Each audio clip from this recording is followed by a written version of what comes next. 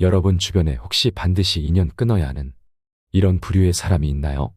아마 이런 사람은 여러분 곁에 반드시 있을 것이라고 생각합니다. 오늘 함께 알아볼 이 부류는 정말 자주 보여서 위험성이 덜해 보이지만 사실 이런 사람과 같이 어울리면 같이 망할 수도 있는 무척이나 위험한 사람입니다.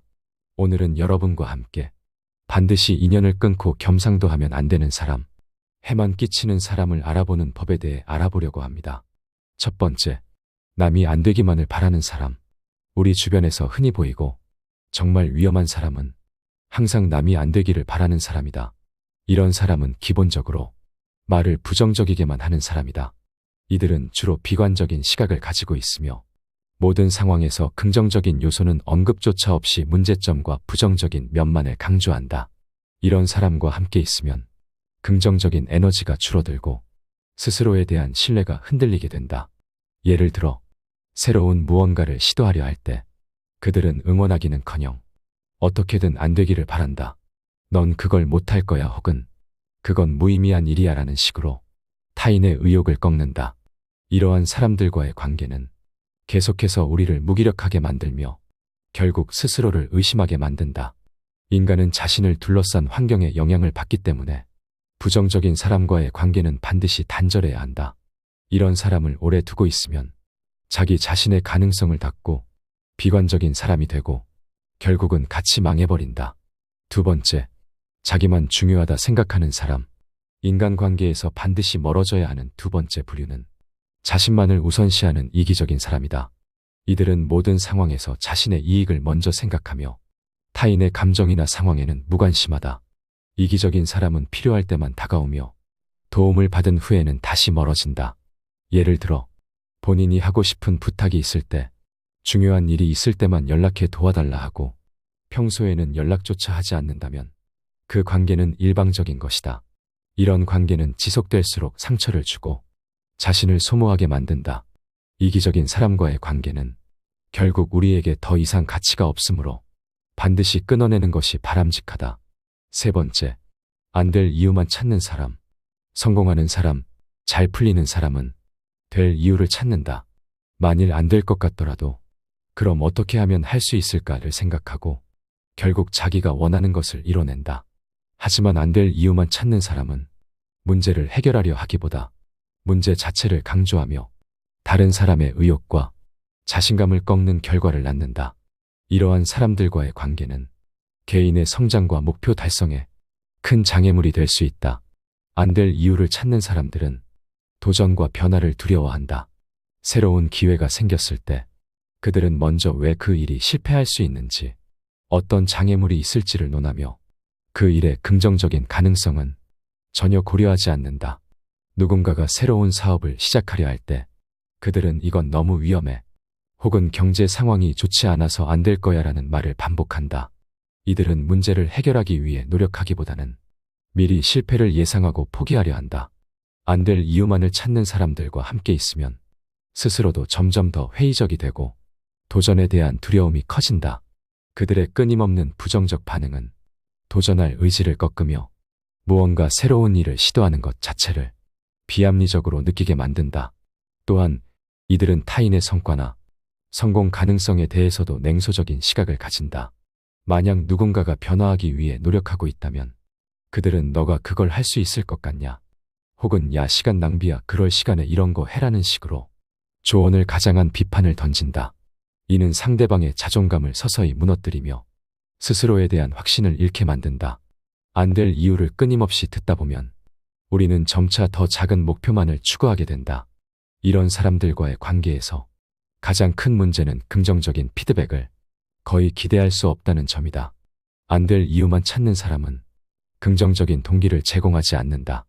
오히려 그들은 타인의 성공을 마치 자신의 실패로 받아들이며 다른 사람의 성과를 질투하거나 폄하하기도 한다. 이는 관계에서 신뢰와 존중이 결여되게 만든다. 안 될 이유만을 찾는 사람은 우리에게 아무런 긍정적인 영향을 주지 못하는 부정적인 인연이다. 따라서 주변에 이런 사람이 있다면 그들과의 관계를 신중하게 평가하고 필요하다면 과감하게 인연을 끊어야 한다. 네 번째, 신세 지고 갚을 생각 없는 사람. 신세를 지고도 갚지 않는 사람을 반드시 피해야 하는 이유는 그들의 행위가 단순히 예의 없는 것이 아니라 인간관계의 근본을 뒤흔들기 때문이다. 이러한 사람들은 처음에는 작은 도움을 요청하면서 친한 척, 착한 척하며 다가오지만 시간이 지나면서 그들의 요구는 점점 더 커지고 상대방을 힘들게 만든다. 이러한 상황은 인간관계의 균형을 무너뜨리고 한쪽에 과도한 부담을 지우며 결국 관계를 파괴하는 원인이 된다. 신세를 지고도 갚지 않는 사람들은 자신이 받은 도움에 대한 책임감을 느끼지 못한다. 그들은 자신의 이익을 위해 타인의 선의를 이용하며 도움을 받는 것을 당연한 권리로 여긴다. 이러한 태도는 결국 호의를 베푼 사람에게 실망과 배신감을 안겨준다. 인간은 본질적으로 상호 교환적인 관계를 통해 신뢰를 쌓아가지만 신세를 갚지 않는 사람은 이 기본적인 원칙을 무시하며 관계를 왜곡시킨다. 구체적인 예를 들어보자. 한 친구가 어려운 상황에 처해 있어 당신이 그를 돕기로 결정했다고 가정하자. 당신은 시간을 내어 그를 도와주고 필요한 모든 것을 제공했을 것이다. 그러나 시간이 지나도 그 친구는 당신의 도움에 대해 아무런 보답을 하지 않거나 최소한의 감사 표현조차 하지 않는다. 이럴 때 기분이 어떻게 되는가? 이러한 경험은 결국 그 친구와의 관계에 대한 신뢰를 무너뜨리며 다시는 그에게 도움을 주고 싶지 않다는 마음을 불러일으킬 것이다. 이렇게 이기적인 면모, 자기 자신만 아는 태도는 그들이 자신 외의 타인을 어떻게 대하는지를 명확히 보여준다.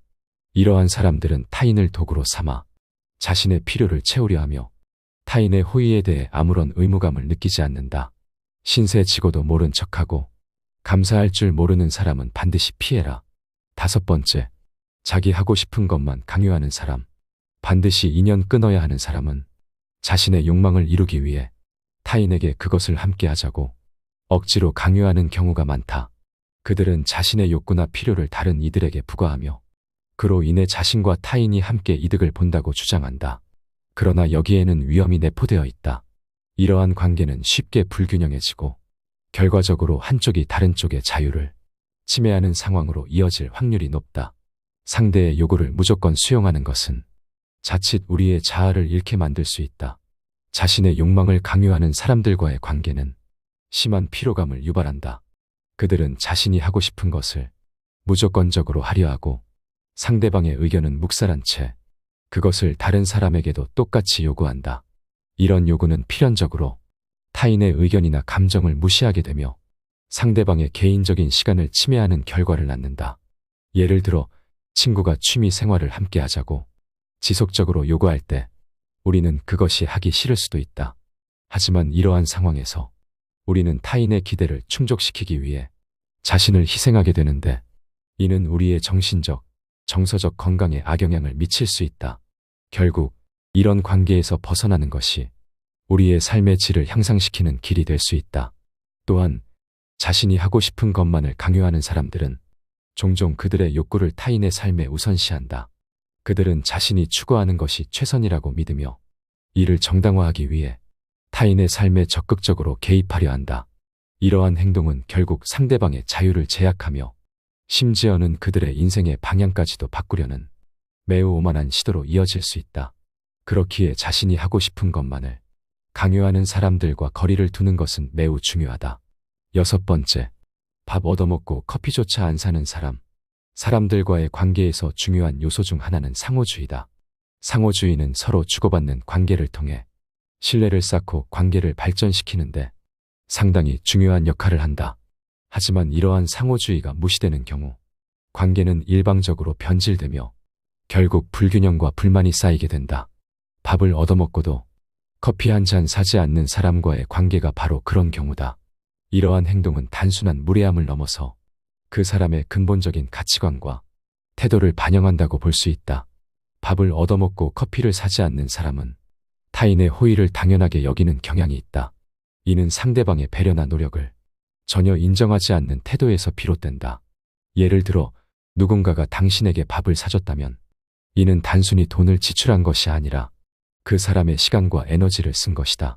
그러나 그 대가로 커피 한 잔조차 사지 않는다면 그 사람은 타인의 호의를 가볍게 여기고 그저 자신이 얻는 이익에만 집중하는 것이다. 이러한 사람과의 관계는 결국 불만과 갈등으로 이어질 수밖에 없다.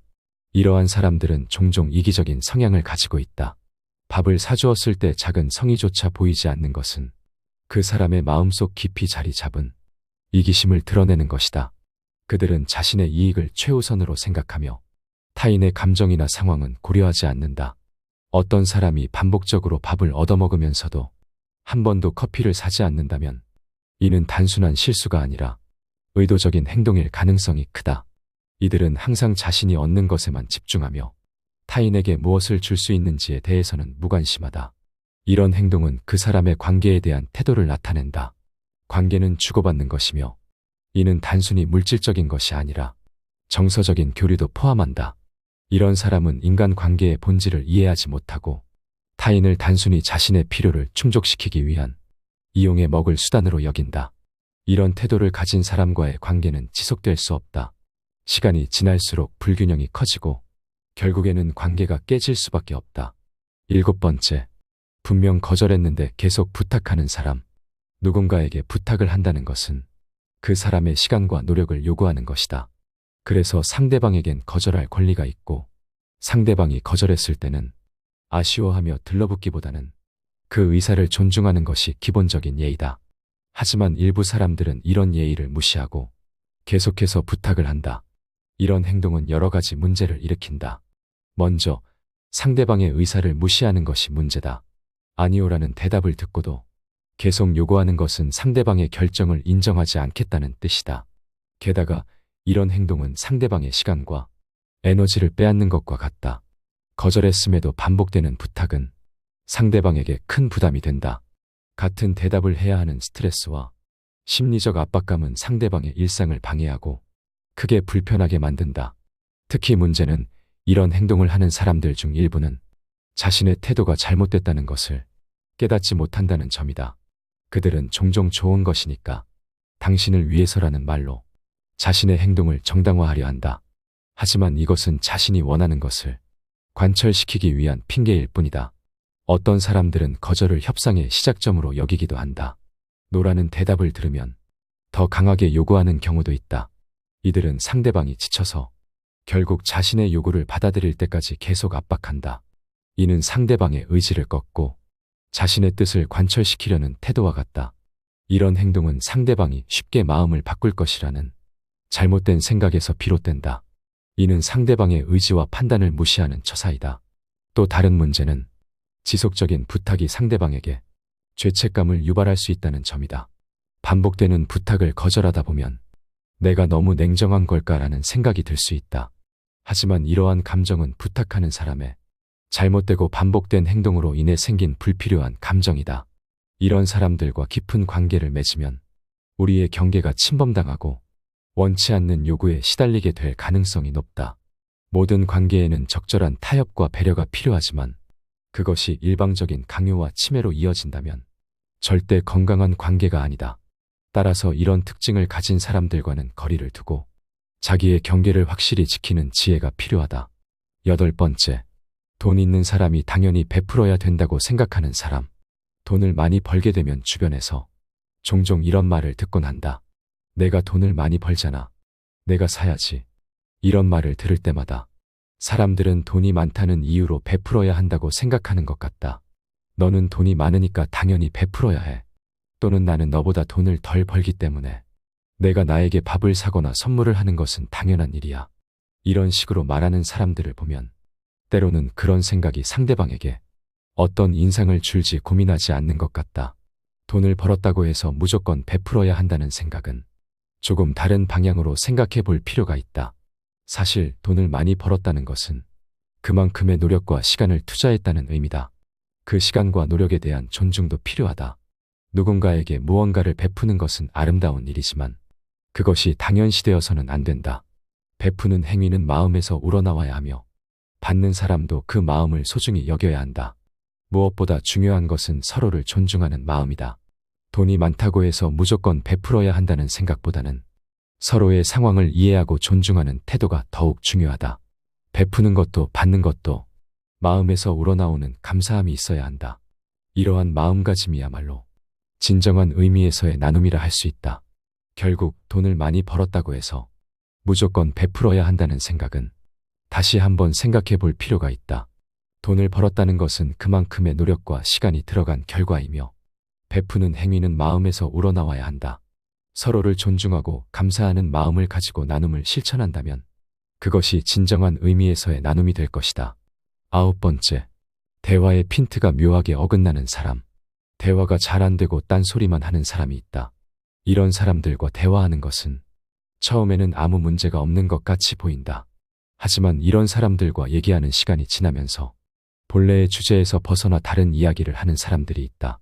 처음에는 열정적으로 참여하겠다고 약속했던 사람이 일을 시작해야 할 때가 되면 여러 변명을 대며 처음의 약속과 다른 말을 하기 시작한다. 이러한 행동의 가장 큰 문제는 그들의 말에 일관성이 없다는 것이다. 이는 어떤 관계에서도 신뢰를 기반으로 한 중요한 문제를 일으킨다. 일반적으로 사람들은 오해가 생겼을 때 이를 바로잡으려 노력하지만 본성이 나쁜 사람들은 자신의 행동으로 인해 타인이 입는 해를 거의 신경 쓰지 않는다. 그들의 주된 관심사는 오로지 자신의 목표를 달성하는 것이다. 본성이 나쁜 사람이 딴소리하는 경우 대개 자신의 이익을 위해 의도적으로 그렇게 하는 경우가 많다. 자신의 잘못이나 책임을 회피하기 위해 일부러 주제를 바꾸거나 다른 사람의 관심을 다른 곳으로 돌리려고 노력한다. 또한 그들은 자신의 약속이나 약속을 지키지 않을 때 그 사실을 은폐하거나 변명하기 위해 딴소리를 한다. 이러한 행동은 결국 자신과 타인 모두에게 해가 된다. 자신의 진정한 문제를 회피하고 타인을 조종하려는 시도는 장기적으로 볼 때 관계를 파괴하고 신뢰를 잃게 만든다. 진정으로 자신의 문제를 해결하고자 한다면 자신의 행동과 감정에 대한 책임을 인정하고 타인과의 갈등을 건설적으로 해결하려는 노력이 필요하다. 10번째, 감사할 줄 모르고 사과하지 않는 사람. 인간 관계에서 가장 기본적인 감정은 바로 감사와 사과라고 생각한다. 사람은 누구나 남에게 무언가를 해주면 고맙다는 말을 듣고 싶어 하고 상대가 실수를 했을 때 미안하다는 말을 듣고 싶어 한다. 이는 기본적인 예의이자 상대방의 마음을 다치지 않게 하려는 배려다. 배려가 없는 사람은 무지한 사람이다. 무지한 사람은 자기 고집이 강하다. 무식한 사람이 신념을 지니면 무섭다는 말이 딱 들어맞는다. 고마움과 미안함을 표현하는 것이 자신이 지는 것이라고 착각하는 잘못된 신념은 상대의 기분을 상하게 만든다. 기분을 상하게 만드는 사람과 계속 만날 필요는 없다. 기분이라는 것은 사소한 것에서 쉽게 변한다. 비싼 음식을 먹더라도 종업원의 작은 실수로 기분이 나빠질 수 있고 힘든 하루를 보냈더라도 뜨거운 국밥 한 그릇에 피로가 풀리기도 한다. 말 한마디에 천냥빚도 갚는다는 속담처럼 남의 기분을 좋게 해주는 말에 인색하게 살지 말자. 인간 관계에서 감사와 사과를 표현하는 것은 단순한 예의 이상의 의미를 지닌다. 이는 상대방에 대한 존중과 배려를 나타내며 서로의 관계를 더욱 깊고 의미 있게 만들어준다. 감사와 사과를 하지 않는 사람은 결국 자신의 인간관계를 망치게 된다. 자신이 옳다고 생각하는 신념에 갇혀 상대방의 기분을 무시하는 사람은 결국 주변에 진정한 친구를 두지 못하게 된다. 여기서 더 나아가 비속어나 반말을 습관적으로 사용하는 사람 반드시 멀리하라. 대화를 할 때 비속어나 반말을 자주 사용하는 사람들이 있다. 이런 습관은 주변 환경이나 친구들 사이에서 자연스럽게 형성되는 경우가 많다. 특히 비속어는 사용하는 사람의 이미지를 크게 저하시키며 상대방에 대한 무시와 경멸의 표현이 될 수 있다. 이는 결국 상대방을 존중하지 않는 태도로 비춰질 수 있다. 사람을 대할 때 상대방의 상황이나 인격을 존중하는 마음가짐이 필요하다. 이는 비단 말뿐만 아니라 우리의 행동과 태도에서도 드러나야 한다. 비속어나 반말을 사용하는 습관은 상대방에 대한 배려와 존중이 부족하다는 신호일 수 있다. 따라서 이러한 습관을 고치려는 노력이 필요하다. 말은 사람의 마음을 담는 그릇이다. 우리가 사용하는 언어는 우리의 생각과 태도를 반영한다. 따라서 말을 조심스럽게 선택하는 것은 매우 중요하다. 상대방을 존중하는 마음에서 출발한 말은 대화를 더욱 풍부하고 의미 있게 만든다. 반대로 비속어나 반말은 대화의 질을 떨어뜨리고 상대방에게 부정적인 인상을 줄 수 있다.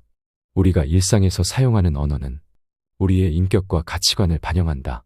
따라서 우리의 말이 상대방에게 어떤 영향을 미칠지 고민하며 상대방을 존중하는 마음을 담아 말을 해야 한다. 이는 단순히 말뿐만 아니라 우리의 생각과 태도에서도 나타나야 한다.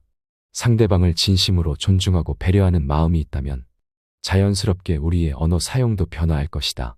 비속어나 반말을 사용하는 습관은 우리가 상대방을 어떻게 바라보고 있는지를 반영한다. 상대방을 진심으로 존중하고 이해하려는 노력이 중요하다. 이러한 노력을 통해 우리는 더욱 의미 있는 대화와 관계를 만들어갈 수 있다. 평소에는 그렇지 않다가도 친한 친구와 통화를 하면서 갑자기 비속어를 사용하는 사람들이 있다. 이런 행동은 친근감을 표현하고자 하는 의도일 수 있으나 주변 사람들이 듣게 되었을 때 그 사람의 이미지나 수준이 낮아 보일 수 있다. 따라서 이러한 행동은 가능한 자제하는 것이 좋다. 사람은 누구나 자신의 말과 행동으로 평가받는다. 우리가 사용하는 언어는 우리의 생각과 가치관을 반영하며 이는 결국 우리의 인격을 나타내는 중요한 부분이다. 비속어를 사용하는 것은 순간의 감정이나 친근감을 표현하고자 하는 의도일 수 있으나 이는 상대방에 대한 존중과 배려가 부족하다는 인상을 줄 수 있다. 특히 친한 친구와의 대화에서조차 비속어를 사용하는 것은 그 사람의 언어 습관이나 태도에 문제가 있음을 나타낼 수 있다. 이는 단순히 친구 사이의 문제가 아니라 사회적인 관계에서도 부정적인 영향을 미칠 수 있다. 따라서 우리는 언제 어디서나 상대방을 존중하는 마음을 가지고 말을 해야 한다. 반드시 인연을 끊고 겸상도 하면 안 되는 사람, 해만 끼치는 사람을 알아보는 법에 대해 알아봤습니다. 오늘 함께 알아본 이 지혜가 어떠셨나요? 여러분께 도움이 됐기를 바라며 솔직한 의견을 댓글로 남겨주시기 바랍니다. 늘 시청해주셔서 감사드립니다. 지혜의 레코드입니다.